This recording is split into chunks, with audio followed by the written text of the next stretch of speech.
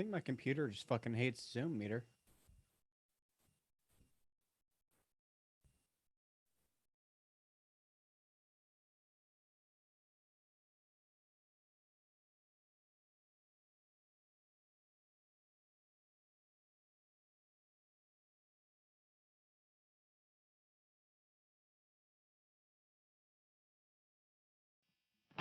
Violated, so frustrated, irritated by the one you thought you loved.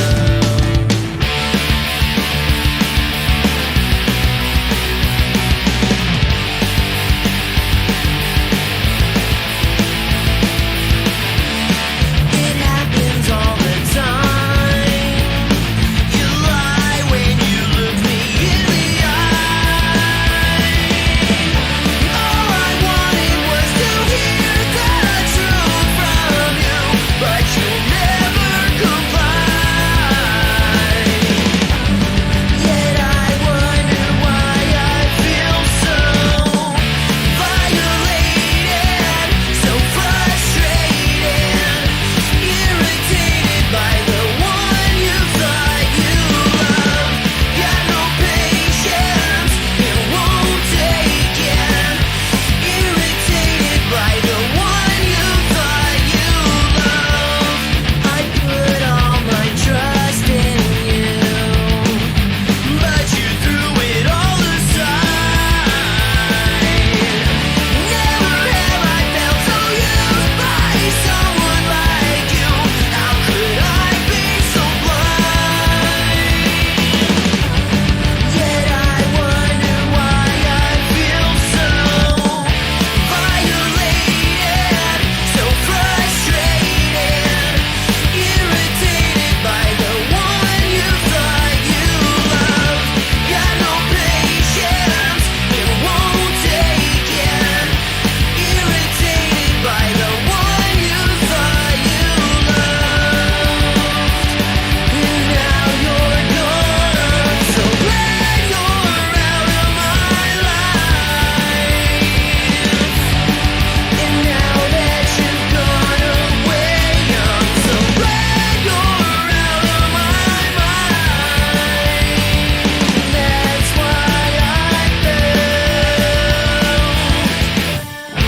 violated, so frustrated, irritated by the one you thought you loved. Violated, so frustrated, irritated by the one you thought you loved. Got no patience, it won't take it. Irritated by the one you thought you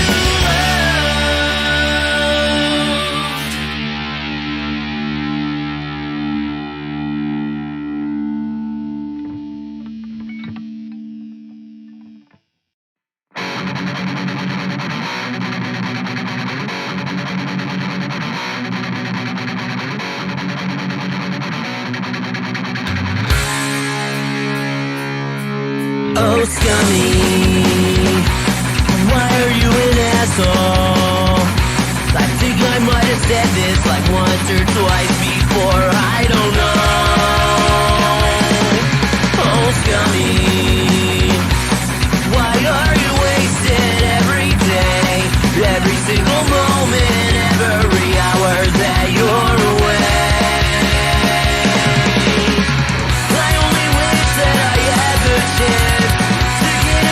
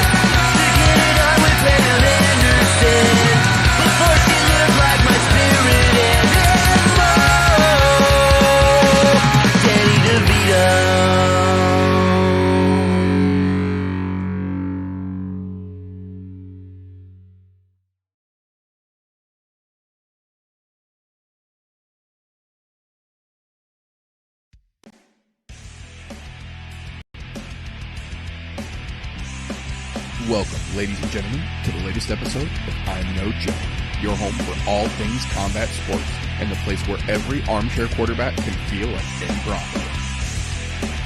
The views and opinions presented on the I'm No Joe channel belong solely to the person expressing them, no one else. If we say it, that means we meant it. That being said, this show does contain adult themes, adult content, and general shit that you shouldn't be letting your kids intake. Be advised, viewer discretion is recommended. Proceed at your own risk. You've been warned.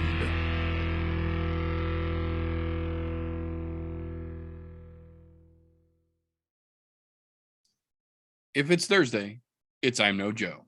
Welcome, ladies and gentlemen, boys and girls, children of appropriate ages, to the latest episode of the I'm No Joe podcast, the show where every armchair quarterback can feel like Eddie Bravo. Today, as like some days, we have got a pair of fellas here to break down this upcoming card and get into the menagerie of shit talking we have had unfold since the last time we saw you fine folks. So before we dive into all the debauchery we have got in front of us here, first and foremost, RJ, welcome back. 2 weeks in a row here, holding a good streak. How you doing, buddy? Good. I might end up leaving at some point because I think my computer's about to blow up again. Excuses.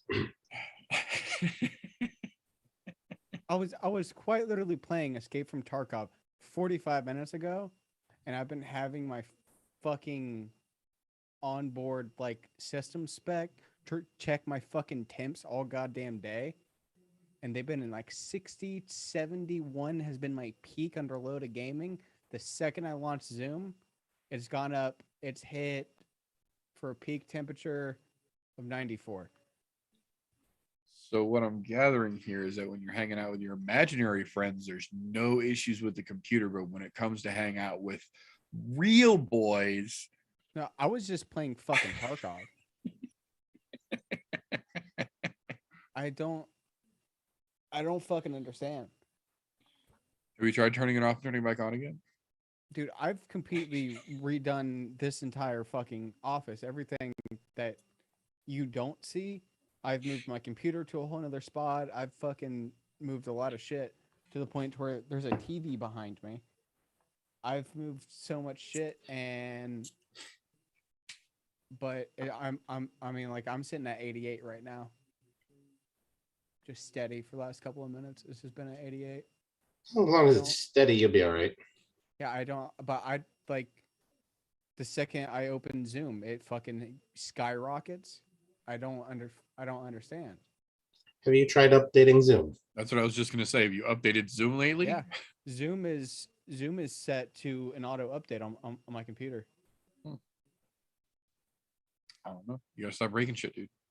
Like the last 5 minutes, it's been 80s. Stop breaking shit, or I didn't misses to do get back there with a little hand fan and I completely tore this thing a fucking apart the other night. kids these days. Anyhow, while he's fighting with his fans, how the fuck you doing over there, Golfy? Another lovely day in paradise, except for this shit show that we're about to talk about. But, you know, and the tons of amounts of other shit in between there too. Right. So before we get too deep into it here, we were able, despite computer issues ongoing, to get a What Did I Say show full of recaps kicked off for you fine folks this last weekend. If you didn't get a chance to catch that, I highly encourage you to go back after this show is over and go watch that so you're caught up on the things that happened last weekend, because there was some interesting things. One of the main things here from last weekend was poor Joe Alvarez. So for those of you who heard us talking about poor Joe Alvarez and the horrible cut man work that his corner was unfortunately subjugated to, Trigger warning in advance. Graphic content. There should not be anyone who's not okay with graphic content watching the show to begin with. But if for some reason you have stumbled this far into it, this is your chance to cover your fucking eyes or turn the show off, because I'm about to show some crazy shit. For those of you who have survived past that, this that I will put up on the screen here is the first picture going around for Joe Alvarez, the one that most people are using to justify that there's no reason that it should have been stopped, that he should have just toughed it out. He should have been fucking more of a man about it and kept on going. He was just playing it up a little bit. I can somewhat understand that from this picture. There's absolutely a lot of blood, but it doesn't look nearly as bad from this angle. That's why I brought you, lovely folks, the second angle, the angle that the rest of us saw that went, oh shit, the reason why they should have never sent that fight out to a round 2 to begin with. That is now on the screen. And this, mind you, is after the stop. This is not when they initially sent him out with the giant gob of Vaseline in place of what should have been a closed cut. This is the remnants of after the fight had already been stopped. And even at this point, Jesus fucking Christ. It gave me the heebie-jeebies just looking at it, and I knew it was fucking coming. I put it there. You know, it's wild that they were, at least they stopped it, but man, I don't remember the last time Tyone let one go that long, that bad. Well, we haven't seen it cut that bad in a long time, though, either. Like, yeah, it's like truly that fucking bad. It's been a really long time. It was in just that perfect spot that as soon as it opened up, man, just fucking quarts of blood rolling out of his goddamn face. Oh yeah, I mean, and props to him for wanting to still fight, because he tried to keep on keeping on, man. Yeah, no, Joel Alvarez is absolutely a tough motherfucker. But no, we talked about it, and it's one thing to talk about it. It's another thing to actually be able to put some context. And I didn't want to, we did, like I said, we did a recap show, so I'm not going to get into everything that happened. You can definitely go back and watch that if that's what you're looking for. But that's one of those things that it's one thing to hear us talk about, oh, somebody got split open. It's another thing when you actually see what happened to that man's face. So that being said, we are going to go ahead and jump into some news and recent events here before we jump into the ridiculousness that is UFC 272 coming up this weekend here. So first and foremost, De Ridder just recently cemented himself as the one championship light heavyweight champion again. He is now going to take on Andre Galvo at the 1X event taking place on March 26th, the one that was originally scheduled for the December 10th, the card with Demetrius Johnson taking on Rod Tang in the MMA Muay Thai weird set match. To that card, they just added De Ridder, one of the baddest kickboxers and MMA practitioners in the world, is going to do a submission only grappling match against Andre Galvo on this next one card. Not necessarily the biggest announcement they could have made to get people attracted to that card, but definitely an interesting pair of names to match up in that circumstances. So good on Chatri for that one for sure. With the injury taking out Jessica Eye, Jennifer Maia has officially stepped up to take on Manon Fiorot on the UFC side on the March 26th, the Columbus card. That I think will actually be a little bit more interesting of a matchup, still equally as beneficial for Fiorot if she can get past them, I feel. Going the other way, it still holds equally as little traction, so I get it. UFC 273, April 9th. We unofficially, I have to say that with air quotes for those of you watching or listening, because contracts have officially been sent out but have not been returned yet. Verbal agreements have been in place on both sides. They are literally just waiting for signed contracts to be returned to the UFC for the potential headline or a potential co-main event, I believe is what they're calling it as of right now. Gilbert Burns versus Khamzat Chimaev for the title eliminator.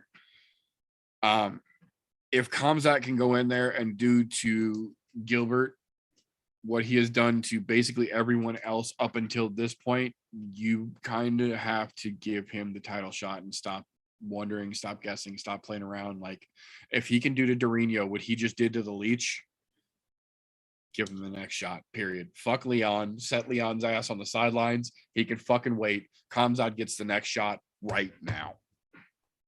Yeah, without a shadow of a doubt, because that means he's running through everybody, to include guys that have recently fought for the title. Yes.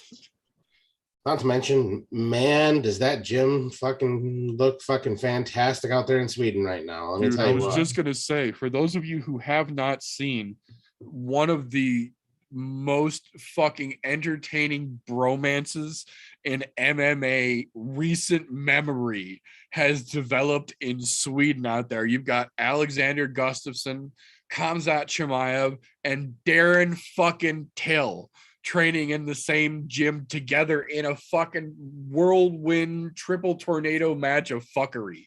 And it's generally always Kamzat and Darren like a pair of fucking bear cubs, just constantly tumbling and rolling everywhere. And then Gustafsson, like the mama bear, watching from the sidelines, going, watch out for that. Don't do that. He's going to try and do this. Look out there. He's going to grab your leg. Watch out for his elbow. Grab him around the neck. Push his head down. Like, just almost narrating from the sidelines, watching this Pigpen-esque constant swirling storm of fuckery that is developed in that gym. And it's awesome. The amount of work that I'm seeing coming out of there is amazing. What's funny is they're working even outside of the gym. Like, there's been stuff that's been like, they're getting ready for runs and they're out there fucking trying to take each other down in the middle of the concrete. In the hallway. In the hallway of the apartment, not at the gym. Like, they're gonna go jog at home, and in the hallway on the way downstairs, they're doing fucking grappling drills and trying to single leg each other against people's doors and shit. To be honest, you know who I think wins the most out of this situation there right now? Darren fucking Till. Oh, I was gonna say us as fans. As fans, we win. But as far as the fighters go, Darren Till. Because did he need somebody who was going to push him? And somebody that he can't just talk shit to or quit on. Because if he tries to be like, oh, fuck this, I'm done, and walk out, Kamzat will literally grab him around the back and drag him back in the fucking gym, kicking and screaming, not a care to give. No, it looks just from what I've seen, Kamzat obviously has the right sense of humor to go along with Till, so their it's working out seem nicely. to mesh very well. Yeah. I'm excited to see fucking Kamzat's next fight. And nothing against Dorino, but I'm more excited just to watch what Kamzat does right now, because with the mindset that he's in that gym, and I hate to say it, but he's tearing Till apart in a lot of those fucking... The vast majority of what we see, However, that's only what's been released. And I'm sure when it comes time for Till to fight, they'll release it the other way. Yes. Well, that, and realistically, this is one of the most dangerous things that could have happened for the welterweight and lightweight division, or welterweight and middleweight division, rather, in my opinion, period. Because Kamzat was already a problem for literally everyone at 170 to begin with. Darren Till had essentially just left 170 and decided to stay at 185 because he didn't like the cut. He liked being bigger. He had more power, which I agree with. So cool, stay at 185. And the fact that he has got somebody that's going to push him in all the areas that he is weak in, and somebody that he can use to equally help sharpen, but to test all of his fucking problems with, that is going to give as good as he gets and never back down, is going to sharpen Darren Till to a terrifying fucking level, on top of the fact that Kamzat was already dangerous. And now Darren Till is giving him looks and angles that he's never seen before. We already saw how good he is, and now he's getting looks that he never saw before. So he's training for shit that they haven't even been able to try on him yet. Yeah, that's a fucking hell of a whoever came up with that crazy tornado fuckery between those three. Bravo to whoever that is. Fucking clap to even watching the little bits that they've had with Gustafsson in there, he's looking better too, just from the little bits I've seen in there. I'm going, well, this might be what all three of them needed. Kamzat needs that little extra push and some different angles, and then bring Till in there, and he pushes Gus, and because Gus has been training with Kamzat for the last fucking 9 months or I was more. gonna say almost a year now. Yeah. Well, So, and I Gus mean- is getting the best of both worlds here, because not only is he getting to work with Till and Kamzat and getting himself back in good shape, but he's also getting that coaching aspect of it, because Alexander Gustafsson is a coach just like James Krause, as well as a fighter. And now he's actively working on his own shit with two dudes that will keep him young and relevant, as well as getting to coach them while he's doing it. So he's sharpening both edges of his sword and staying ready. Hell yeah. Everybody in the situation wins, and we get to watch the craziness unfold. Oh, fans, if you're not excited about that, there's a fucking problem. Yeah, no shit. Watch any one of those three social media and you will get entertainment from it. I promise you. So, moving along from there, the April 23rd card, Charles Jourdain versus Lando Venata has been added to it. I'm interested to see how that plays out. Jourdain's been on a hell of a fucking hot streak lately, and Venata could use a big fucking W. Speaking of could use a big W, though, officially moved now, contract sign, it is official, to UFC 274 on May 7th. Amanda Hebus versus Michelle Waterson is now taking place a card later, a pay-per-view card rather, later, but still taking place, which I'm very happy to hear, because there was rumors they were going to drop it all together. I just saw something with that. Michelle Waterson just put a thing out where she had to drop out of the fight. Really? Yeah, for some sort of injury that, if it's not taken care of, will terminate her from ever fighting again. Oh shit! She did not disclose, but it was on her Instagram, I think, is where she did the little video. So if you hop over to her Instagram, you'll see it. She actually had to cut it, and so she, you could tell it's whatever it is, it's fucking serious, because you could hear her getting emotional as she was saying it. Because look, probably hot or not, she's a fighter. She wants to fight, Right? And she said, if I don't take care of it now, this could be the end of my career. So whatever the injury it is that she sustained during training has to get taken care of prior to that fight happening. Well, so in that case, it looks like it's not only moved, but then now it might actually be off again. Yeah. So, see, I had heard some rumors that there was talks about it getting scrapped altogether, and then I saw the thing yesterday that said that they were going to move it to 274 to bump it a month later to give time. So I just assumed somebody in camp caught themselves a ticket to the reunion tour or something like that. But no, it sounds like Karate Hottie might have something legitimate going on that's got to get taken care of. And hopefully the best all comes out of that. Damn. That sucks. Well, the other announcement that they had prior to that for 274 was a matchup that I'm a little curious about, more for my own personal curiosity than for ranked relevance, I think would be the way to put that.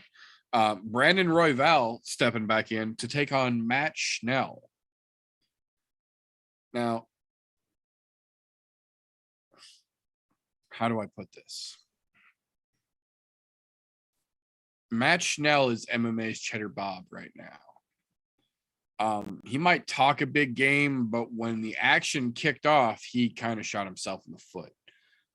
He's put himself through, I think this is 3 fight camps in a row now for fights that didn't happen. And this time it was his own fault. His opponent, to be fair, credit where credit is due, you know, like I always say, his opponent missed weight, but his opponent missed weight by 1.5 pounds. He had the option to accept the fight at a catch weight and take, I think they gave 40% of the purse for weight misses on that particular card. And he chose not to, which is ironic considering on that same card, William Knight missed weight by 14 fucking pounds. And not only did Max Grisham accept the fight, he won the fight despite being down a literal dozen fucking pounds. So for Matt Schnell to say he didn't want to fight 1.5 pounds difference and then throw that camp away, and then now here, this would be 4 weeks later, almost 5 weeks later. you're setting yourself up for failure aside from everything else. Like, I think Royval comes out better in that matchup stylistically to begin with, but then you add on top of that Schnell has basically honey-dicked himself in a fight 3 times in a row now. That's not good, man. Overtraining is a real thing. It is legitimate. And when you overtrain and don't ever actually fight, so all you're doing is the hard training, 3 camps in a row, man, you can only get so blue before you just got to bust, if you know what I mean.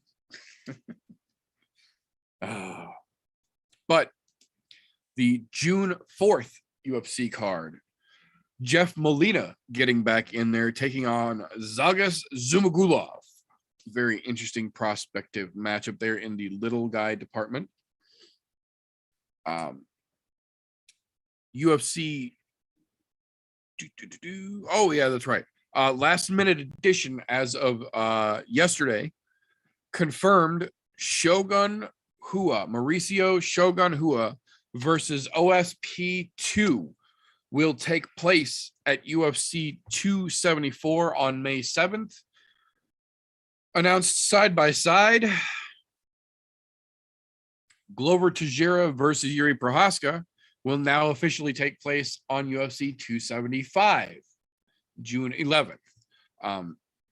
We're starting to see some of that summer trickle back as they're starting to get the cards closer lined up or more evenly lined out, leaning in towards International Fight Week. And I have a feeling this is not the last time we are going to see big name fights moving around over the next couple of pay-per-views before they actually get here.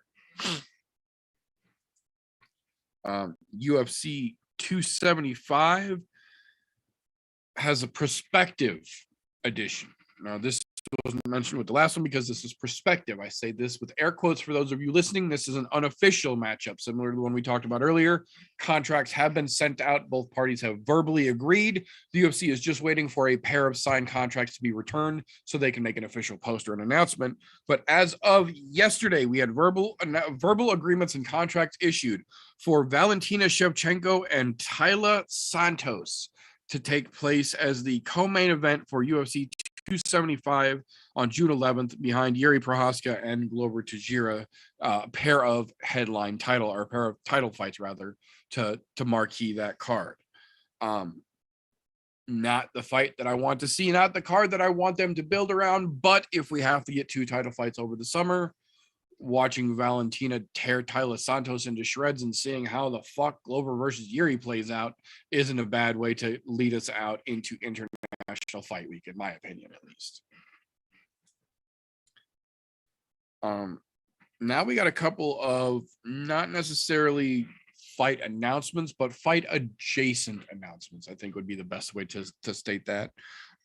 We got confirmation as of Tuesday that Rodrigo Nascimento has officially been cleared by USADA.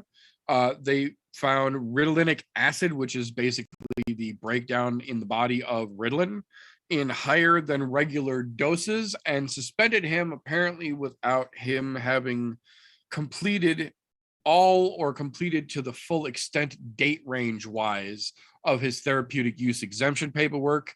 He didn't do anything wrong. They just didn't file it for as long as they thought they had. So nothing was done inadvertently. Nothing was done maliciously. It was literally just a paper error. They have cleared him. They have removed any suspensions or anything that would have potentially come through. And as such, now he is ruling to get the no contest that was issued once he was put under investigation by USADA against Alan Boudreaux in his knockout win, turned back into an actual win since he has been cleared. I know we have seen several fighters get cleared of suspected suspensions like this. I do not remember, on the other hand, anyone getting a win restored after that happening. So this could be very interesting to see how USADA is going to handle these situations going forward, considering how much of a big deal it's been talking, especially about therapeutic use exemptions and Ritalin. Kevin Lee. Sorry, I had some bullshit in my throat there. But speaking of USADA issues, we had a gentleman by the name of Ziad Lavishvili, signed by the UFC, had one fight where he went to a decision loss, and then was subsequently completely released by the UFC. And the details did not come out immediately. Now we know because of the policy that USADA has to commenting on active investigations. It turns out that it was because he had not one, but 2 USADA failures during the time that he was under investigation for USADA potential infraction. So in doing so, he got his contract with the UFC, lost his debut, and then got hit with USADA suspensions in a row. And while all that was happening, the UFC went, you know what? No, we're good. We're going to call that a wash. He is officially no longer on the UFC roster. Best of luck, fella, because that one's going to hang over your head for a while. More punchy than kicky, but still punchy kicky relevant here. We did get confirmation as of yesterday evening that Tyson Fury will be fighting Dillian Whyte next month and then officially retiring from boxing, having one of the best records of the modern heavyweight era. He said, after having defended the lineal championship 8 times in a row and going undefeated in that run, I am going to hang up the official professional gloves and leave the world of competition, save for one special bout that I will always keep a brand new pair of gloves ready for whenever the gentleman is ready to sign that contract. And that one gentleman he is saving a forever pair of gloves for is Francis Ngannou. So Tyson Fury is going to beat the dog shit out of Dillian Whyte next month, go out like a fucking hero on what I'm sure is going to be a spectacular victory, and then leave the door open Floyd Mayweather-esque for just one fight in the form of a Francis Ngannou boxing contract, should he ever get able to make such a thing happen. I hope this is not a publicity stunt and them trying to hype up the potential fight with Francis. I hope this is legitimate. I fucking love Tyson Fury, but at the same time, we're getting to the point where he's getting on in age, and as good as he is, it's going to start going downhill soon. And when it does, it's not going to be pretty. So this is in that area of a fighter's career where we like to say, leave while you can form complete sentences and still sign your name legibly.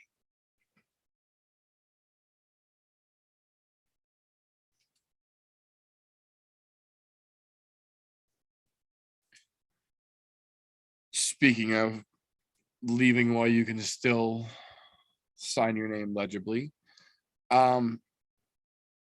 we got confirmation this week that despite pretty much everyone in the combat world's suspicions, the UFC is indeed going to let Smiling Sam have his one last fight to finish out his contract rather than cutting him on his 7-fight losing streak. I'm not sure what exactly it is about Sam Alvey that has ingratiated him so heavily to the UFC. I don't remember any other fighter in recent memory that has had a record even close to that bad and gotten kept that long, but at least they're going to let him do his one last fight. He wants to retire as a UFC fighter after his next fight. So the UFC is going to grant him that and let him go out on a bang, potentially, wearing UFC gear. We'll see how that plays out. Oh, he'll go out on a bang. It's going to be bang him hitting the canvas. Hit the back of his head. Yeah, that's what I was thinking. It's the back of his head on a Monster Energy logo. To be honest, I wish they would save him the brain damage, but whatever. Yeah, I completely agree. I honestly kind of, I don't want to say hoped because hope seems malicious. I feel like it would have been in everyone's best interest. How's that? Had the UFC actually released him from his contract after his 4 fights ago. But since they obviously weren't willing to do that, at this point, just fucking let him run it out. I get it. Obviously, don't give him anybody too fucking crazy, but yeah, good on you. Letting the guy go out as a UFC fighter. That's how he wants to retire. Okay. We got a couple of messages from Dana White over the last 48 hours that are very interesting here. The first one is that Dana White came out and confirmed that there is no scheduling conflict, no last minute fuckery, no questions. Joe Rogan is officially supposed to be back for ringside commentary at UFC 272 this weekend. He said that last time, but we saw that played out. So we'll see if this actually happens this time. But you know, I have this weird feeling it's all going to depend on how Mickey Mouse feels about the situation. That's kind of where I was leaning as well. I was going to say, oh, Joe, you could do this weekend. That's my fucking party. Right? But the other interesting thing that we got from Dana this week that's actually pretty fucking relevant in the current scheme of UFC 272 is that despite spending the last week talking so much shit on social media, it turns out when the chips were down, the first person who was offered the fight against RDA when Rafael Fiziev was injured and pulled out of the fight was Islam Makhachev. And guess what? He turned it down. And because he turned it down, we've got a very different fight for the co-main event that we'll talk about here in just a little bit. But it could have been. And the first instinct of the UFC was to make it Islam Makhachev versus RDA, which has originally been booked 4 separate times. It would have been short notice, but it could have been a catchweight, could have not been a catchweight, but it would have been the unavoidable collision finally becoming a thing so that they can both move on from it. And Islam turned it down and then talked shit publicly like he didn't get offered the fight. You know what the greatest part of all that is? Big Daddy Dana called his ass out already. He's like, guess what? You're not going to get another fight. Your next fight is going to be who you were supposed to fight. You will now fight Beneil Dariush next. Yes. No ifs, ands, or buts. Yes. So any potential I'm getting the next title shot Islam might have built himself up into, he just flushed right down the goddamn drain by talking all this shit and then turning that fight down, because Dana has confirmed the next fight for Islam Makhachev is Beneil Dariush or the sidelines. You're not going to pick and choose. You don't get to fucking play no cards. You had an opportunity to step up when you should have, and you didn't. And see, here's the thing is, had he stepped up, he would have then, regardless of the outcome, had the opportunity to start picking and choosing, because that gains you favor. And that's exactly right. Regardless of the outcome, had he stepped up, because he didn't get hurt last weekend. Don't even fucking pretend to tell me he got hurt. He had no injuries. He's still perfectly in good shape. He's still clearly close enough to on weight that if they would have made it a catch weight 5 over, I bet he still would have been okay if he wouldn't have been able to make it down to regular fucking weight anyways. But had he stepped up, even if he stepped up and RDA just fucking smoked him in 30 seconds and looked like a badass, he still would have had favor from the UFC, and he probably would have gotten a soup can fucking fight handed to him next, and then still gotten a fucking title shot off of it, because he would have looked like a stud in the moment that they needed him to. And they gave him the opportunity to, and he went, nah, I'm good. And then tried to play it down and play hard off of it. Somebody screwed the pooch. Yeah, that's definitely French frying when you were supposed to pizza. Not going to have a good time. Oh, but I will say, hats off.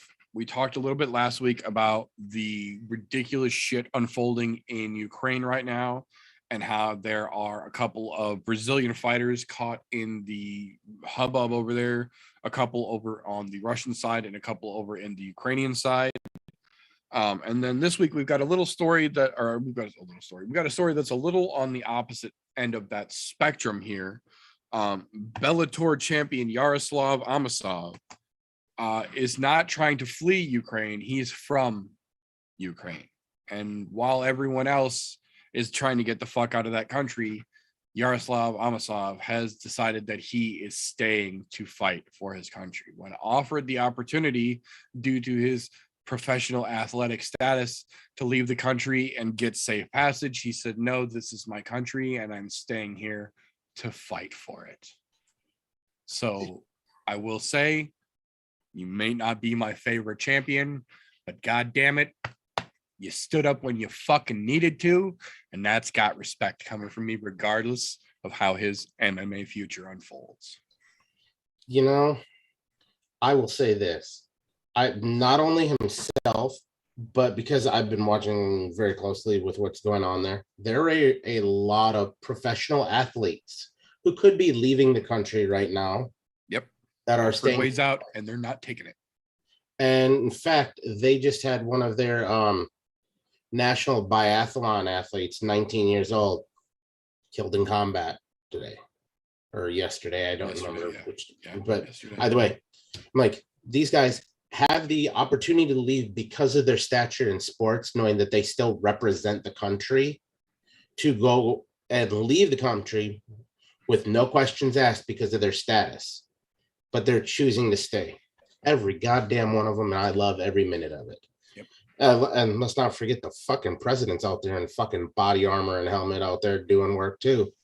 The president, the former president, and the Klitschko brothers are all in the fucking streets with the people. That is how you fucking lead, ladies and gentlemen. When the shit goes down, you put your fucking vest on and you get in the front of the fucking line and you walk out first. You know, and as much as I hate to say it, that shit ever happens in the United States, you'll never see that shit happen. You'll never see a single fucking person from the whole top tier down until you start getting into local jurisdictions. You won't see no shit like that happening. Yep. Let's go ahead and kiss that right goodbye. Yeah. And that right there is why that is in this room right next to my front door. Yep. Yeah, it's a fucked up situation that we're in, but it's nice to see that during hard times, there are still hard men when there need to be. Unfortunately, that's going to bring me to our last news story of the week. Now, if you're watching or listening to this show, there is very, very slim chance you have not heard of this story. But in the event that you haven't, one of my goals of this show is and always has been to talk about the stories that deserve time to be talked about. God damn it.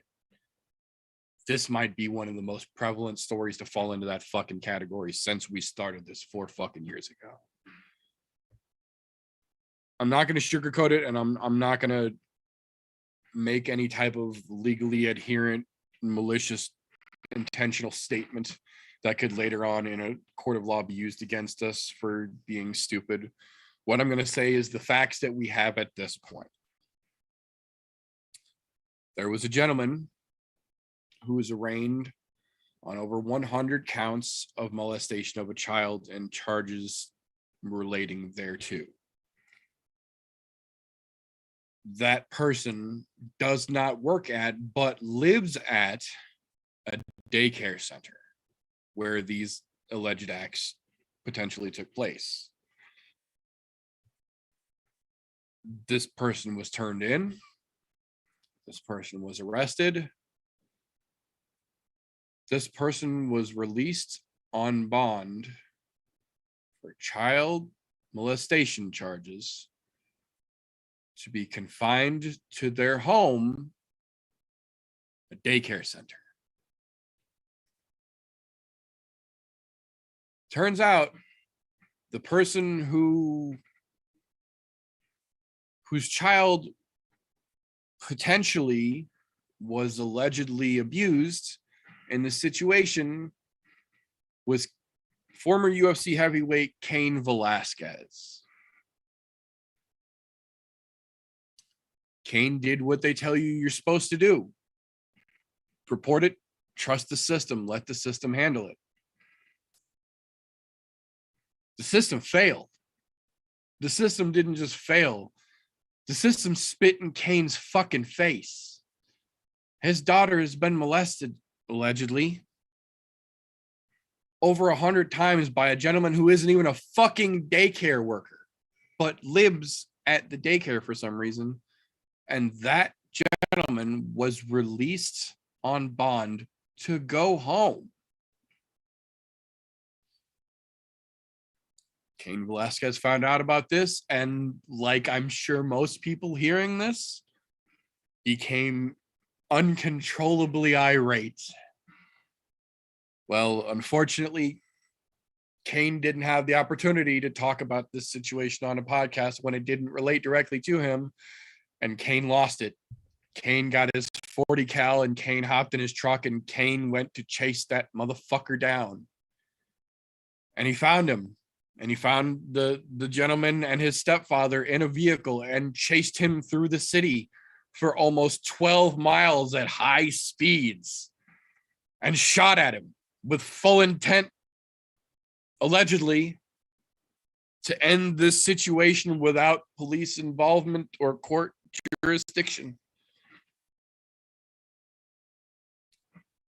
Cain shot the gentleman's stepfather, but did not hit the gentleman.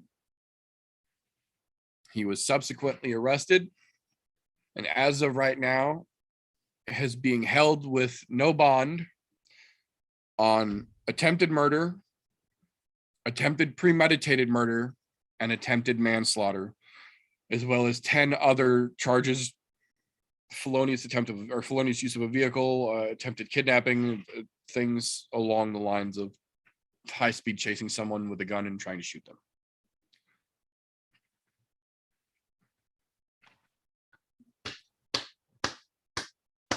Yeah. He did. I'll say this. I was going to say it was said earlier. Yeah. Every parent says they would do in that situation. I'm a parent. I say I would do the same exact thing. Allegedly, he did do that. And I say allegedly because there is no formal outcome at this point. So Right. We don't know. We can only go off of what has been fed out to us via media. So if that is the case and he allegedly did do it, I am not condoning that. However, I would put in the same situation, probably do the same thing. I can understand his logic is how I've been instructed to phrase that. Yeah. I cannot make any type of ill-advised, malicious intended comment that could litigiously be used later. But given the circumstances were I in his place, I can understand his logic and I can't find fault in it. The best way I can put this is what happens when the justice system fails to work the way it's supposed to. Yes, because he did what they tell you you're supposed to do. Report it and trust the system. Yep. He did the right thing. The system failed. Here we are. Now we have a whole different kind of conversation that we have to fucking have because the system that we're all told to trust spit in his goddamn face as it let him down. Oh, and then they let that dude touch another kid, guarantee. Allegedly. Yeah. I'm not gonna get into allegations, but this is the one benefit The one downside is I wish Kane lived in Texas, because Texas, they won't fucking charge you. Different set of laws for that particular you- circumstances. That is you can- correct. Yeah, you can go back and look up the Texas Supreme Court. They have like 19 cases of a citizen doing exactly what Mr. Cain Velasquez did, and they don't give a fuck. Yeah, they turn a very willing blind eye in that situation Justice- in the Texas legal system. Justice is served as their view, which Yeah. fuck yeah, Texas. But I wish Cain lived in Texas. That's I wish I had a better vocabulary. I really do, because I don't have the proper words to express how fucking livid this makes me and how fucking horrible I feel for Kane's family now, because now any chance of this situation being handled quietly is gone. That poor girl is going to have to relive this over and over in front of fucking strangers over and over. And this is going to get drug out and fucking replayed. And that family isn't going to be able to live this down now for years, regardless of the outcome now. And that's fucking horrible.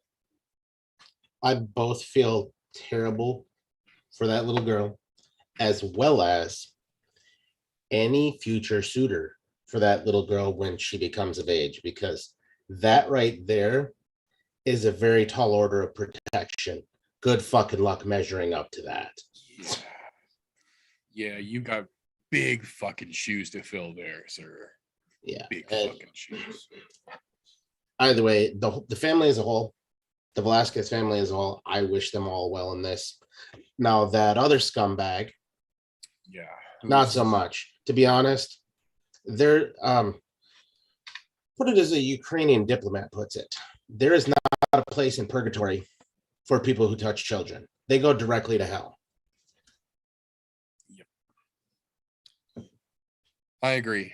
And as much as I fucking hate to talk about a story as fucked up as that, it needs to be talked about. And even if it's only a couple of folks talking about it, that's a couple more folks than were talking about it yesterday. And the fucking story deserves its fucking time.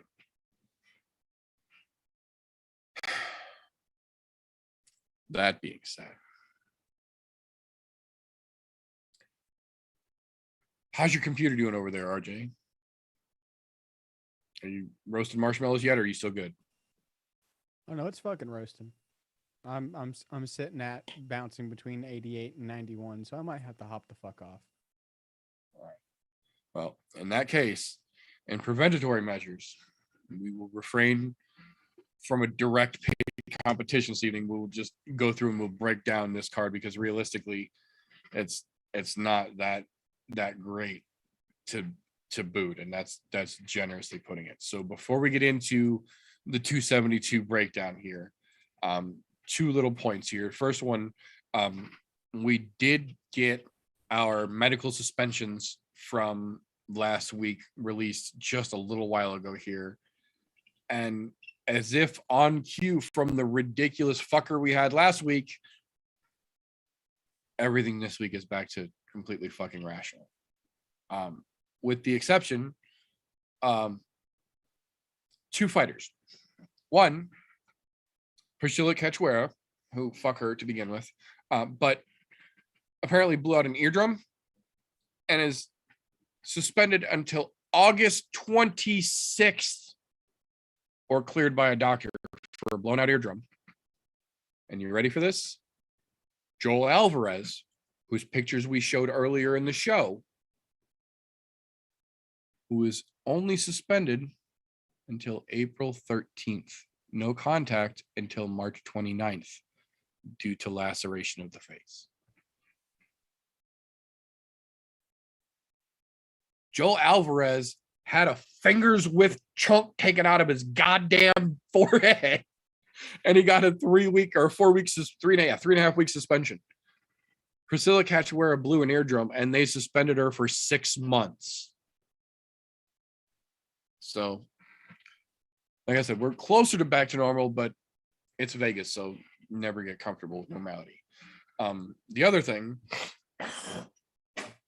excuse me, there is one card that will be unfolding after this weekend, but before next week's show, that I did want to give a quick little mention to for those of you who are looking for some holdover punchy kickies, as it were.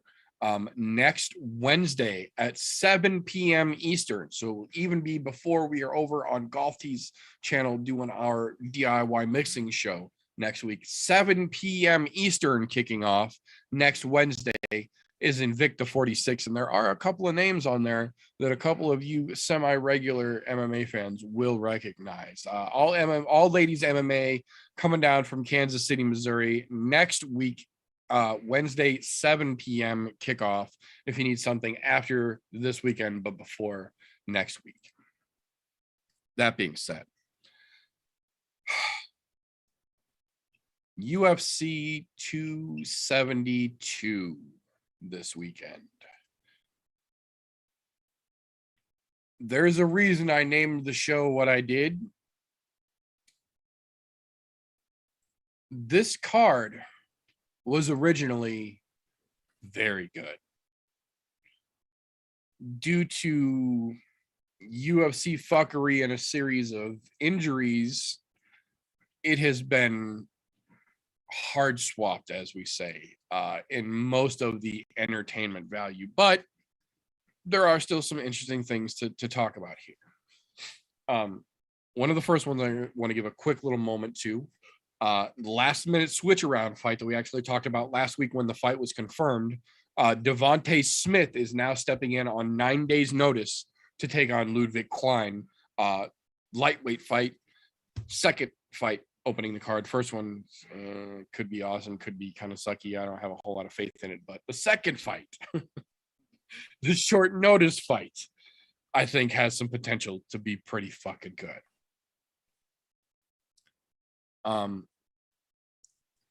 And again, credit where credit is due, regardless of how you feel about the person. In that same vein, the quote unquote early prelim premier fight, Brian Kelleher stepping in on, I believe it's 13 days notice, to take on Umar Nurmagomedov with an undefeated 13-0 record on the line here. Not that I anticipate Kelleher being much of a challenge in this fight, but again, short notice step up against a dude who's 13-0 could get real interesting real fucking fast. There's potential for some fireworks there. I see. And for Umar, Brian Kelleher's no walk in the park. That dude always comes wrestle heavy. Yeah. He does not have I will say it's never a boring fight with him. He's constantly working. Yeah, he stays very, very busy for sure. Now, from there, I will say the prelims rather, not the earlies, but the actual prelims have some pretty fucking decent fights on them. I don't know why they're not giving more press to it than they are, but Marina Moroz and Maria Agapova used to be former training partners. They trained in the same gym and had a very Colby and Jorge-esque falling out publicly in the gym. And since then, Moroz has basically been very vocal about saying the reason that Agapova got kicked out of the gym isn't just because she, was loud and was causing issues. It's because she's on drugs and she's fucking crazy. Like, literally, legitimately, she's on drugs and she's fucking crazy. Apparently, she threatened to stab one of the coach's wives because she liked one of her pictures or something on Instagram. Like, there's a whole, Colby and Jorge squash beef, or non-squashed, unsquashed beef, as it were, on the ladies' side here that they aren't tapping into at all. Not that this is going to be like a fucking title contention match or anything like that, but if you're banking a fucking pay-per-view card on former teammates turned rivals, and then you literally have another pair of former teammates turned rivals in the opposite sex to the fucking main event that you're using to sell the event, Why would you not capitalize on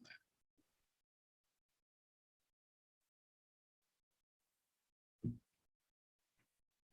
That being said, lack of good marketing, that's the problem. yeah, no, absolutely. For all of the good decisions the UFC's marketing department generally makes, this feels like a big missed opportunity.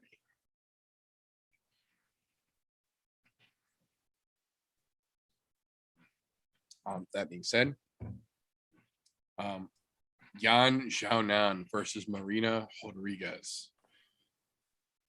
Talk about two ladies who are just absolutely scratching and clawing to try and break into the top section of the fucking division and to get themselves into that fucking big relevancy point in the division.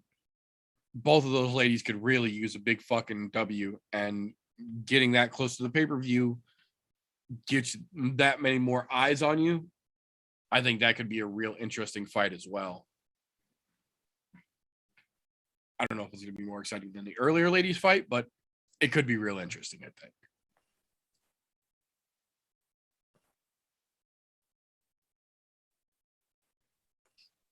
Now, I'm curious about you gentlemen's thoughts on this premier prelim matchup here.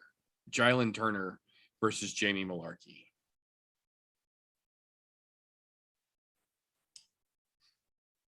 I'm still trying to figure out why they made this the prelim, the premier prelim fight. Because to be quite honest, I don't see this as the premier prelim. Don't get me wrong. I don't mind watching the tarantula fight. Right. Jailyn Turner, he always fights well. And Malarkey seems to be doing, I'll say, for lack of better terms, enough to stay in the UFC. Yes. I'll agree with that. I'm not going to say great because, I mean, yes, he's got back-to-back wins, but one of them was against a beat-up-ass Kama Worthy, and took out a fucking absolute nobody in Smith his last outing out in October. Right. So for this is going to be, is Malarkey worth it? And the other part of this is Turner turned his shit around. Because, man, he's had some really good showings, but at the same time, there's been some what the fuck moments with him. Don't get me wrong. He's on a 3-fight win streak right now, but now, yes. Right now. But previously, he looked like he had a whole lot of fucking, a whole lot of potential. Granted, credit where credit's due. His first fight in the fucking UFC was against Vicente Luque, so that's not doing the dude any fucking favors. I was gonna say, yeah, when they throw you right to the fucking sharks, your entry point is not gonna be fucking admirable. It took him fucking 2 years to get his fucking feet under him in the UFC.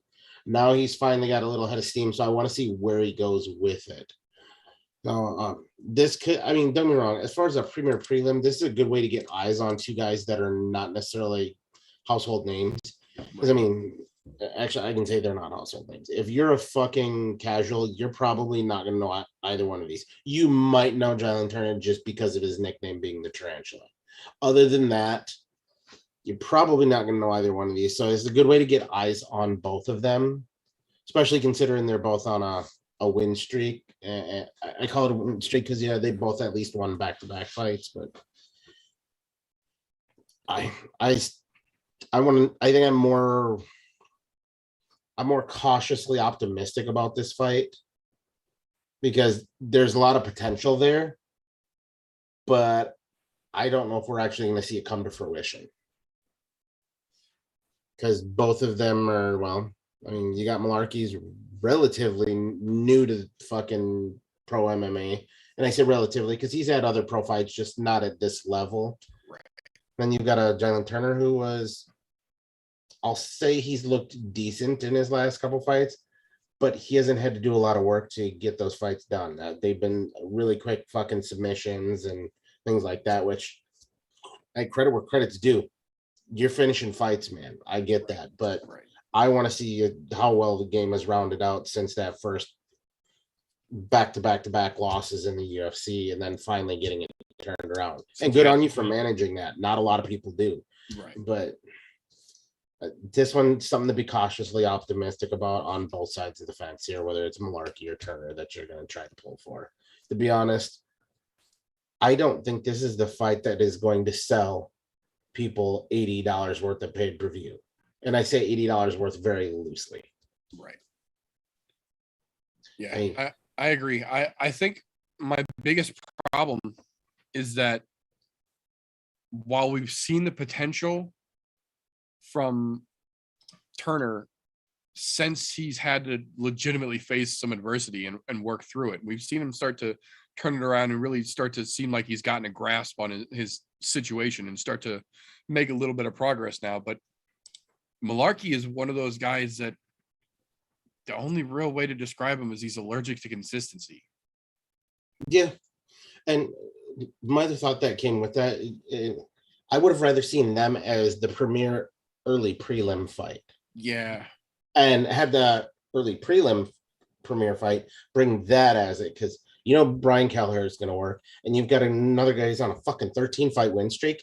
Right. That could possibly sell some fights. But, you know, the fuck do I know? Yeah. I mean, like, even take the Kelleher fight off the earliest, put that to the prelim and bump up something that is interesting and good for the women's strawweight division and bump up that ladies fight to be your premier prelim fight for the evening. Right. Because that has consequences to it. That's fighting for the upper echelon of the strawweight division. I would be much more happier seeing those fight be the last two on the premier than Jailyn and Malarkey even being on the prelim fight, because Jailyn Turner has turned the shit around his last few fights. He has done some pretty good work, especially seeing his first 3 fights in the UFC were questionable at best. But then you have Malarkey on the other side, who's a fucking coin flip. He is a 500 odd fighter. He's fucking got 4 fights, 2 wins, 2 losses. Most of the people that he's fighting aren't fucking well-known names. Then again, neither are the people that Turner's fighting. But if you're popping 500 and you're fighting nobodies, no big name, no big draw in the UFC, I don't see why you're on a premier prelim. I don't understand why you're on the prelim at all on a pay-per-view card. Drop that to early, bring up Kelleher, and bump those ladies fighters to close out your prelim card. That's a solid fucking close. A banger of fucking Kelleher and one of the fucking Dagestans, and those ladies fighting for the fucking shot of the title. That's there. Yeah, I agree. And like TJ said, this is the fight that is meant to convince you. If you haven't by now, get your wallet out and buy the pay-per-view, because that's what comes up afterwards. I got nothing against Jailyn Turner or Jamie Malarkey, but I just can't imagine a world where they put on such an exciting fight that I would jump up and go buy the pay-per-view if I hadn't yet. There's just nothing in either one of their resumes that leads me to believe that that's what's in store from that fight. No, I think they screwed the pooch, especially considering, don't get me wrong, the main card is not bad, but it's not pay-per-view worthy. Right, exactly. That's what I'll call it. It's not bad, but it's not pay-per-view worthy. Yeah. And this fight is not one that gets you to buy a not pay-per-view worthy card.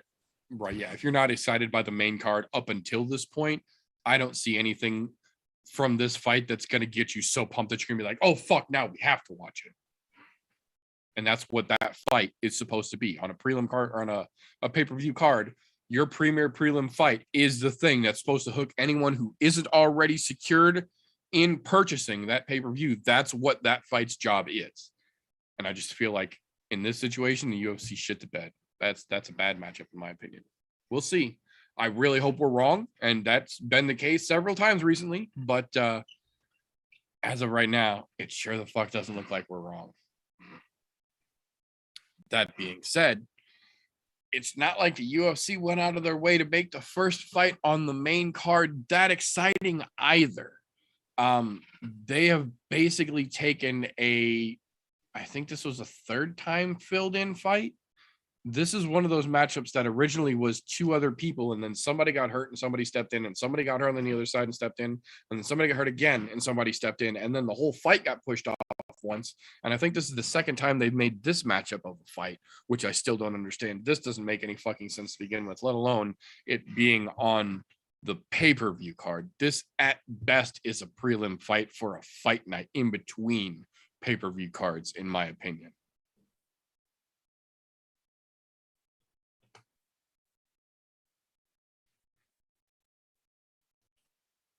Yeah, I'm just gonna say go polar bear. That's it. I have nothing else to say about that. Yeah, I'm 100% in favor with you. Yeah, fuck that entire matchup. Now, that being said, once that matchup's done, the card starts to get a little bit better. Not necessarily the debut matchup I think anybody had anticipated, but Kevin Holland's debut matchup in welterweight will be Alex Cowboy Oliveira. I'm a little confused in this fight because Cowboy Oliveira is another one of those dudes that's pretty fucking well-rounded. He's pretty good everywhere, and he's got a decent fight IQ. He doesn't really get complacent. He's always trying to do something, trying to advance, trying to better his position, trying to take advantage of something. But Kevin Holland has such an unorthodox style. He throws strikes from such weird positions and such weird angles, as demonstrated in the Jacare fight, from his back, leaned over with enough force up to not only hit Jacare and stun him, but then throw himself up to finish it. Kevin Holland has got weird angles and good power from weird angles, which makes him dangerous through the whole goddamn fight. I think this one's going to be fun. I have no fucking clue, honestly, who's got the better edge here, but both of these dudes stylistically coming in here spell fun to me. Yeah, that is exciting. Not to mention, we'll probably hear Kevin Holland talk because, you know, he is one of the masters in the mouth. You know, him and Sean Strickland. If you want to listen to fucking guys fight it and talk at the same time, those are your boys. But yeah, this is kind of a strange fight to bring him in at welterweight. However, you know what? This is a good spot for him to come in at welterweight because we're going to see how does he stack up coming up and actually fighting somebody who's a natural welterweight, you know? So there's some interesting shit going on there, especially with how well-rounded and how long Cowboy Oliveira's been around. He's granted, I swear, it seems like every time Holland gets a seasoned fighter, and when I say seasoned, I mean a long-time pro, he tends to fuck them up somehow. Yep. And I don't know if it's because he's just a little bit quicker or if it just seems that's just the way that his fucking game works. Or where's the oldest guy in the gym? I'm gonna whip his ass. But, you know, if they keep offering him that shit, he's going to keep taking it. Can't be mad at him for doing what they ask him to do. Exactly. And to be honest, that is a pretty exciting matchup because Oliveira is very well-rounded. And with the way Kevin Holland fights, you're not going to get a boring fight out of that. Guaranteed. So my only thing is, was this purely matchmakers, or did Holland want to fight Oliveira, or did Oliveira want to fight Holland? As best I can tell, this was all matchmakers. Because matchmaking, I don't like it. You're looking at Kevin Holland, who is, yes, he's coming into a new weight class, but he's also going against a fighter who in the last year has lost 3 for 3, essentially. It, it, it doesn't make sense. Like, Oliveira is damn fucking good, but over the last year, he's taking losses to people that are far under his skill level. Far under his skill level, and I don't see that changing coming Saturday. I do not. I don't see that fucking changing. I get it. It's exciting. It's fireworks, but I personally would have picked somebody else, somebody who's on top of their game. Maybe lost their last fight, not their last 3. I can see that too. I also think that might partially be because this is one of those situations where if Kevin Holland comes in on his debut and gets his ass whipped by Oliveira, he didn't get beat by a soup can, but it shows that he's got more work to do. Whereas on the other side of that, if Holland comes in and debuts and manages to get past Oliveira, it's not because Oliveira's washed. It's because Kevin Holland has got his shit together and he's ready to be competitive at welterweight now. No, yeah. I mean, there's a lot different angles to go at it. I just wouldn't have picked Oliveira. You can see that. Now, speaking of fights that I would not have ever thought to put together, though, that will bring us to our people's co-main event of the evening Saturday night. Now, this is one that I will say stylistically, I kind of get it.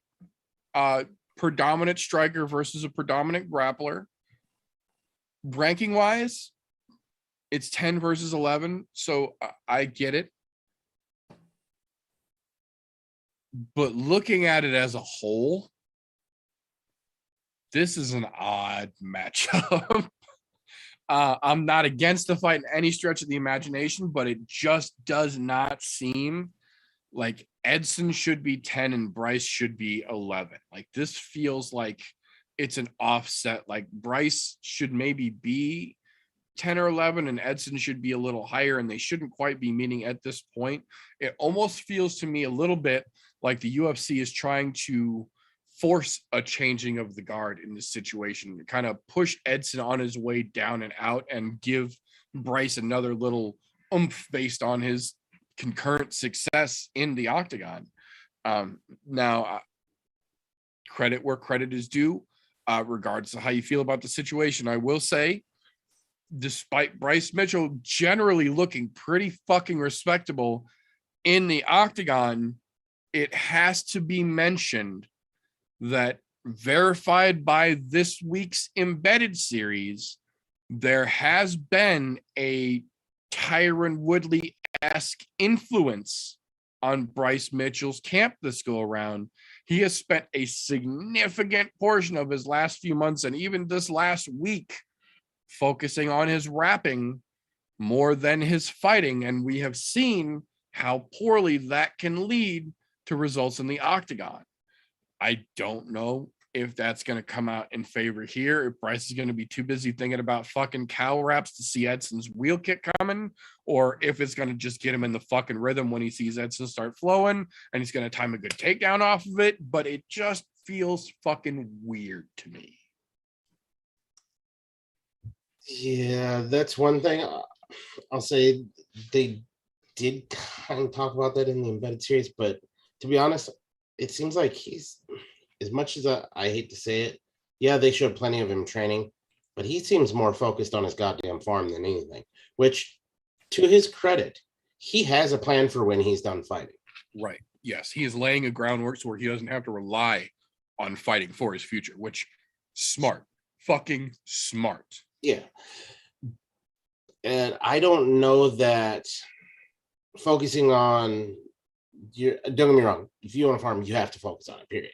You just do. That's how that works. You're going to kill animals if you don't. But on the other side of that, the hip hop thing, rapping, you know what, dude, set that to the fucking side. Deal with that shit when you're done. You've got a pretty tall order in Edson Barboza, albeit an aging Barboza. He is still a dangerous Barboza. He has highlights for fucking days for a reason. Granted, we've also learned Barboza really not that great on the ground either, though. So I mean, it's kind of a this as far as stylistically wise, they did a fantastic job matching up. Now, do I like a 10 versus an 11 spot here? No. To be honest, these guys should be fighting between 5 and 8, somewhere respectively apiece. Don't get me wrong. This also says who is now going to be that 10, possibly 9 spot, depending on how they get it done.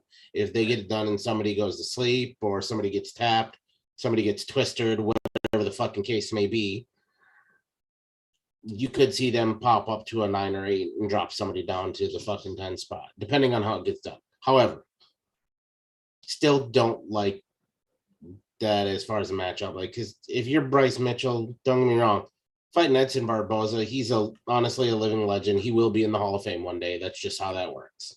Absolutely. If you're Edson Barboza, why am I fighting a guy below me that I should be trying to get another fight in the between the ranks of 5 and 8 right now? But I get it from the matchmaker standpoint. As far as stylistically, it's great, but it's a no-win situation for either one of them, to be quite honest. I mean, yeah, you win, you might go up above 10, but you lose, you really lose a head of steam on both parts, and it's not good. It might be that, hey, Edson, we're going to let you out easy. We're not going to let you get knocked out. We're just going to get you tapped and try to slowly work your way down until we can say, okay, you've ran out of contract time. Might be one of those kind of situations where they're hoping Mitchell does that for him. However, you know, Mitchell, this is a tall fucking order. But if he does pull it off, he obviously is deserving of that rank and moving up the way he has been. And don't get me wrong, he deserves it because he's been doing what he's supposed to fucking do. He finishes fights. You don't see him go to fucking decisions very often. So, I mean, there's a lot of interesting things about the fight as a whole. But to be honest, People's Co-Main Event spot, I like where it's at just because it's a very interesting fight. I mean, it just as the way it sits, it's interesting, but I don't know which way it's going to go, especially when you do bring up all the hip hop that they're showing. I'm going, yeah, dude, I get it, man. You put out a mixtape or whatever the fuck you did. Yeah, something like that. Focus on your farm, man. That's all I can say. And can we shout out Venom for last minute getting in his fucking camo shorts? Fucking shorts, yeah. You know, if that's one thing there is about Bryce Mitchell that you can always fucking applaud, it's the goddamn want for the camo every goddamn time. He got it in the last batch, and now that Venom's in here, he's getting it from Venom, albeit last minute, because they did start taking pictures in blue shorts. That's then right. They're like, oh, last minute, these just came. Check, make sure they fit. Yeah, I was very happy with that. I will say one thing, credit to the UFC embedded crew for making sure when they're with these guys, those fucking cameras and mics are rolling the whole goddamn time, because I don't know how many people caught it. We learned that absolutely Bryce Mitchell is 100% focused on his farm right now, maybe even more so than his fighting career, especially with the birth of the recent cattle that he just had and stuff like that they talked about. But then on the other side of that, we also learned that regardless of the outcome, once this fight is over, Edson Barboza is moving his family back to Brazil. He spent this entire camp in Brazil, flew back to Florida last week, flew to Vegas this week, flies back to Florida next week, back to Brazil, then back to Florida to get his things. Then he's moving back to Brazil again. So he's in the middle of an international move right now, literally right now, while Bryce is in the middle of dealing with literal life or death on the farm right now. So they're both a little bit genuinely distracted from the very serious People's Co-Main Event fight that is in front of them on a fucking pay-per-view card. So it could be real interesting to see who can get their fucking head in the game come Saturday night, because somebody's going to need to, and that could make a big factor. Oh yeah, that makes it very, very fucking interesting right there. I think it's gonna be a super interesting fight. Like both of you said, stylistically, this has the eye appeal to it. Stylistically, with both their fighting styles, with what they've done with their career in the UFC, it this has massive amount of potential to be something fucking great. The only thing I don't like is, like both of y'all said, there's not much gain in the ranks. If Bryce wins, he might go up maybe 2 spots. Right. That there's not enough draw. If I'm Bryce, there's not enough draw for me to want this fight, this particular fight. If Barboza was ranked 9, ranked 8, I'd take it.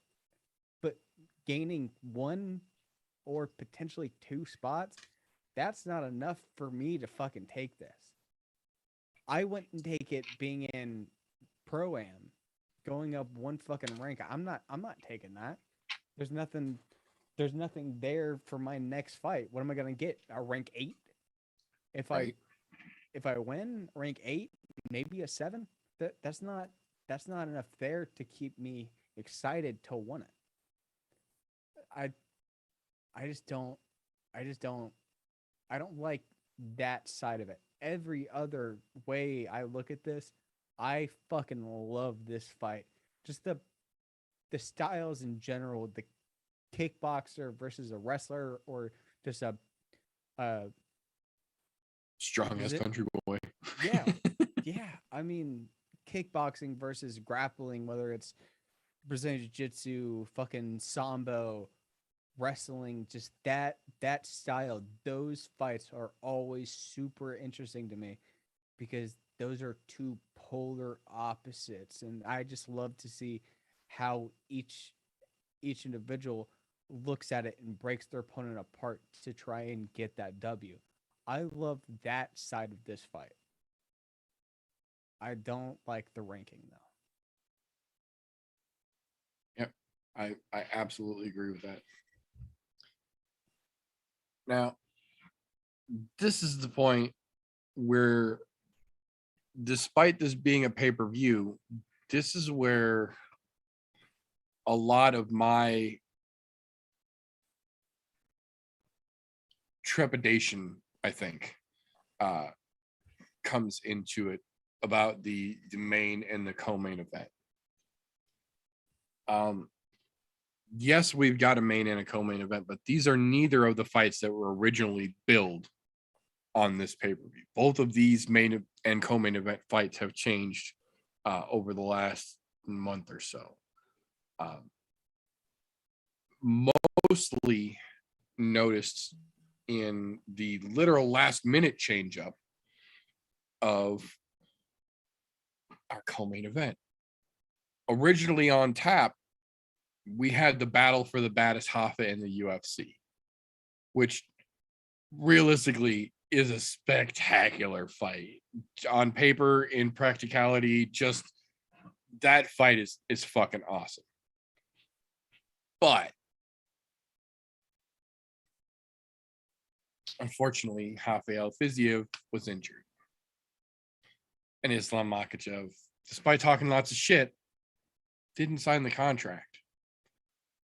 Credit to RDA for being a badass and not wasting a camp and saying, no, find me an opponent. I'll stay here. I'll stay ready. We're going to do this. But thanks to Islam's shit in the bed, now we got a bit of a weird matchup here. We've got Rafael dos Anjos versus Renato Moicano at 160 pounds. Now, I don't think this is going to be a terrible fight by any stretch of the imagination. I don't think we're looking at a 160-pound Ngannou versus Lewis rematch here. But who gains anything from this fight? Really? And I'm not trying to be a smartass. I am, and I'm not blind to that. But I mean this 100% genuinely. Who wins anything from this fight? If RDA wins, he beat short notice Moicano, who's been spending more time at 45 than 55 anyway. So that doesn't make it that much of a big deal. If Moicano wins, RDA has been focusing on training for Rafael Fiziev and then took a dude on a last minute notice from a different weight class who's a completely different style. So it's understandable that the short notice would throw them all off. So Moicano doesn't even get that much credit if he beats RDA. Like, there isn't really a good outcome in this fight, in my opinion. Not to say that I think the fight's going to be terrible. There's still absolutely every potential that this could be a barn burner. But even if it is, what difference does it make?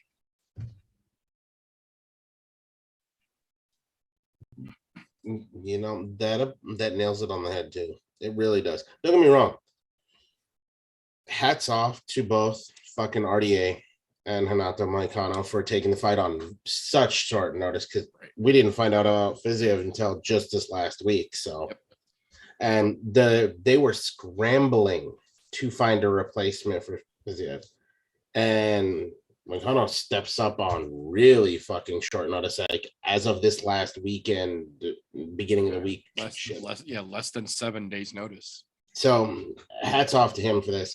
But you're right, nobody really wins here. However,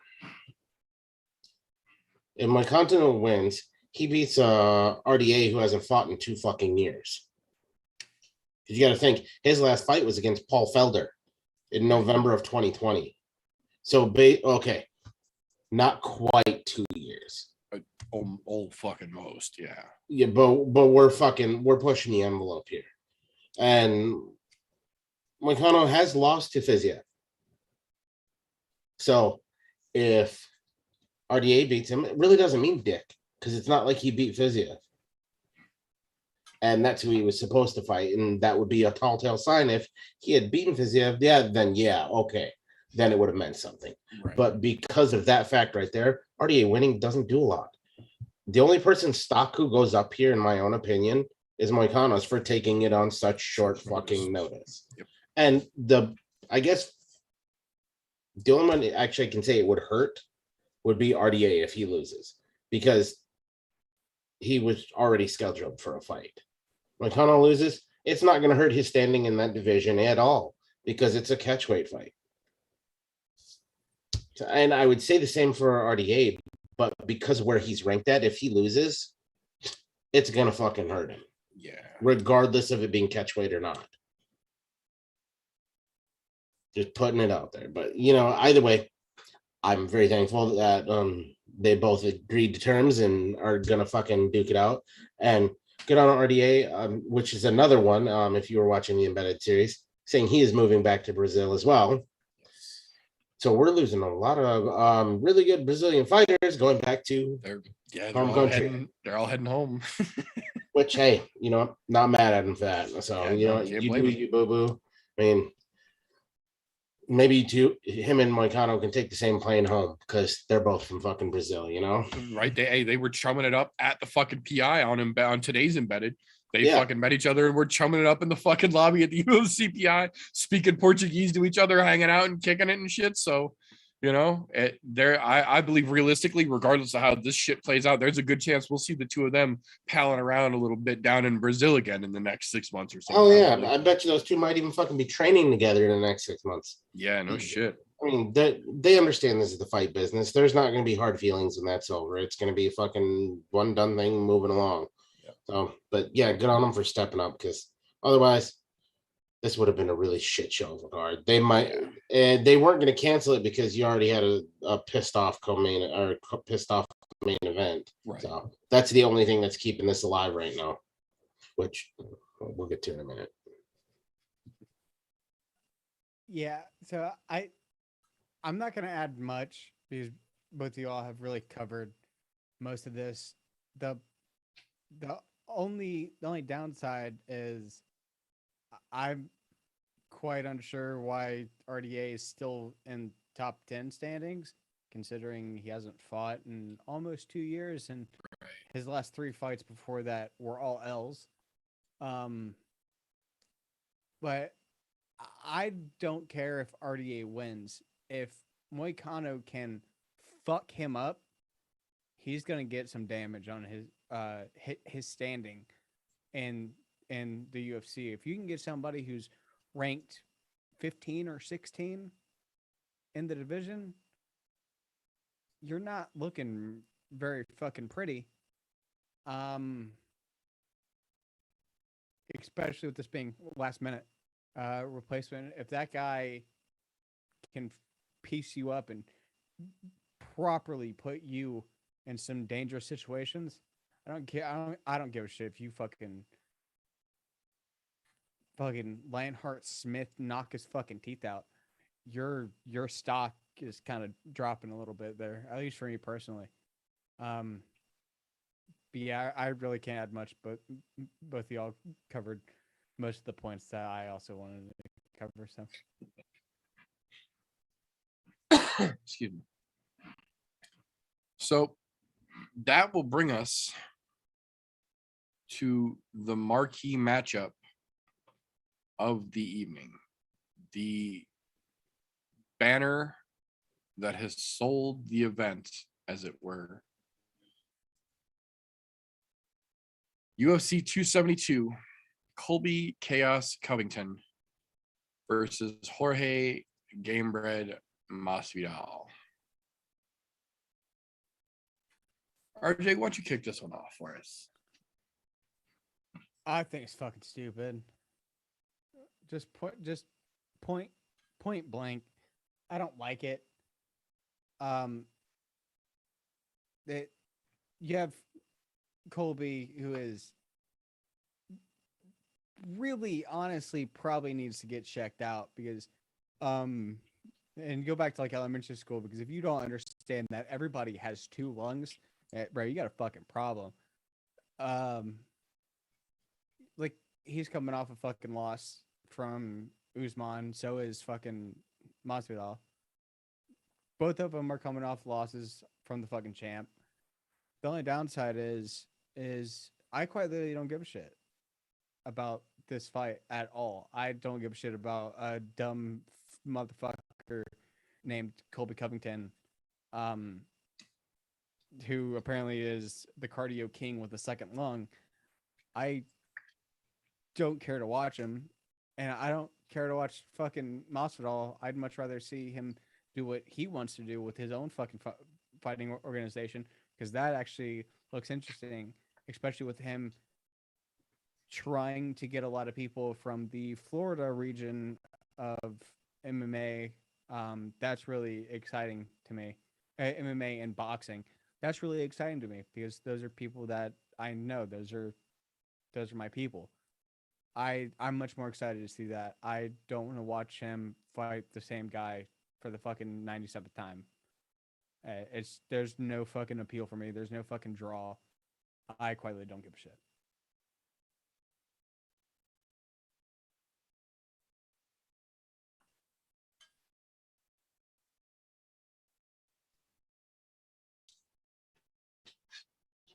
I can agree with that.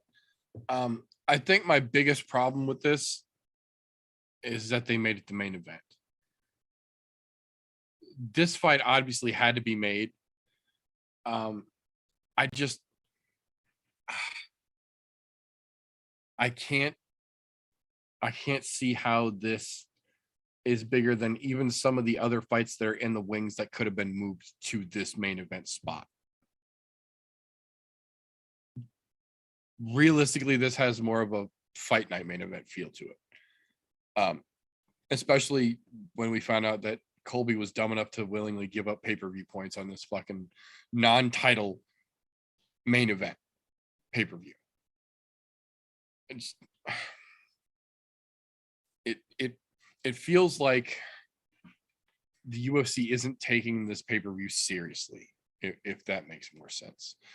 Like the UFC is almost treating this like a practice run for the next bigger pay-per-view card that they're already trying to get more locked down than they had this one before this one started to fall apart.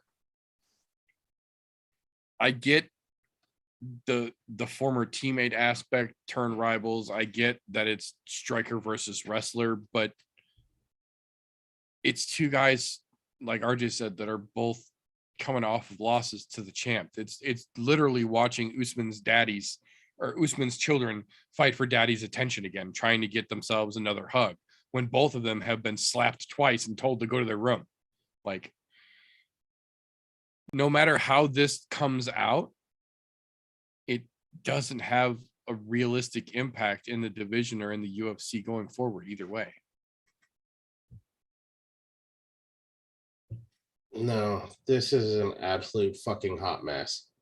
And you know, when it's time to do that free pay-per-view, this is it. This is the pay-per-view you give away for free. Because as a whole, there is nothing on this card that is worthy of pay-per-view.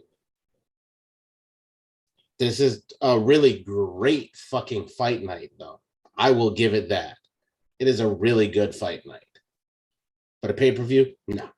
Now, with these two cocksuckers, what they're literally selling here is they're selling fucking... Oh, what's the best way to put this? A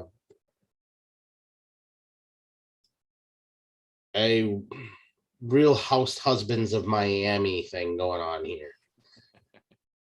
They're literally selling the fucking animosity. That is it. As far as the fight is concerned, useless as tits on a fucking bull. There's no reason whatsoever that this should be anywhere near a pay-per-view. Like, to be honest, it's time for them to just go ahead and put both of these cows out to pasture. Nobody wins here. Either Street Jesus's luck has ran out, which we've kind of seen already, or you give more fuel to the fire that is Colby Covington. Either way, it's fucking bad. It's bad news for everybody involved. Don't get me wrong. Both of these guys, they can sell fights. And if you were that willing to be able to fight him and it wouldn't have paid for no money out on the street, why not fucking do it? Get that shit over with out in the street so I don't have to pay $80 to watch this bullshit. To be honest, I might not watch it this weekend. I might wait until 2 weeks down the road when it's replaying for free on fucking ESPN Plus. Right. So, you know, if you got an ESPN Plus account, that might be the way to do it. Just wait, because usually it's about 2, 3, sometimes 4 weeks out, but you'll get to rewatch it at some point. To be honest, not worth your $80. Nobody wins in this. You're literally fighting over table scraps is what this shit is.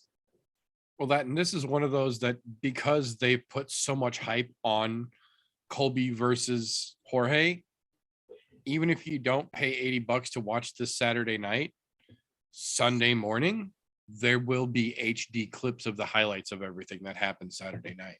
And Sunday night, there will be a recap show to tell you all about the ridiculous bullshit that unfolded. So I'm absolutely encouraging. This is one of those pay-per-view cards where I would tell you, don't spend your money. Don't give $80 to ESPN and UFC to watch this. This is absolutely one that we say, go to Buffalo Wild Wings, spend $20 to get some cheap wings and watch it on a giant screen with a bunch of other people. Don't give them $80 for this card. It's not fucking worth it.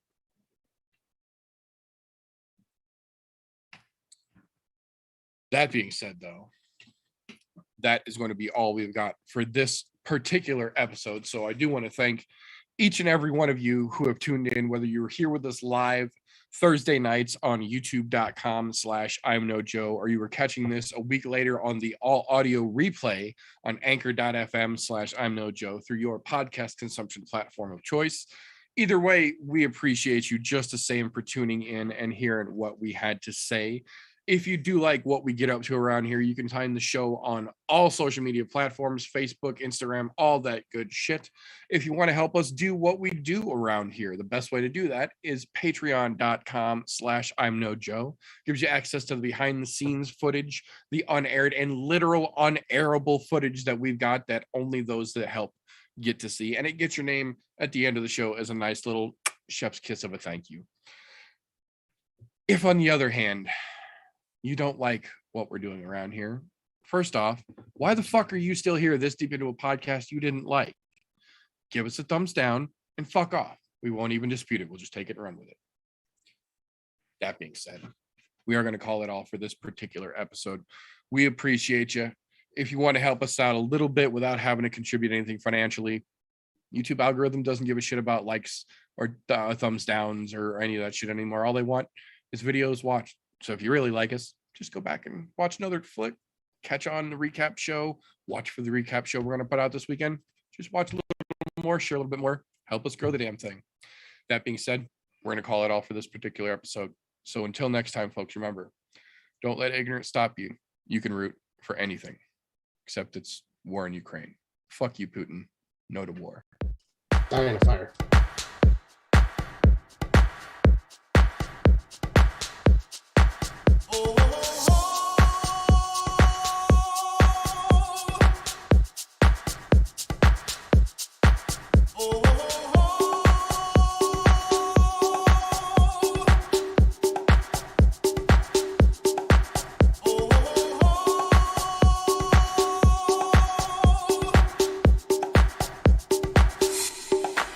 Everybody was kung fu fighting. Those kids were fast as lightning. In fact, it was a little bit frightening.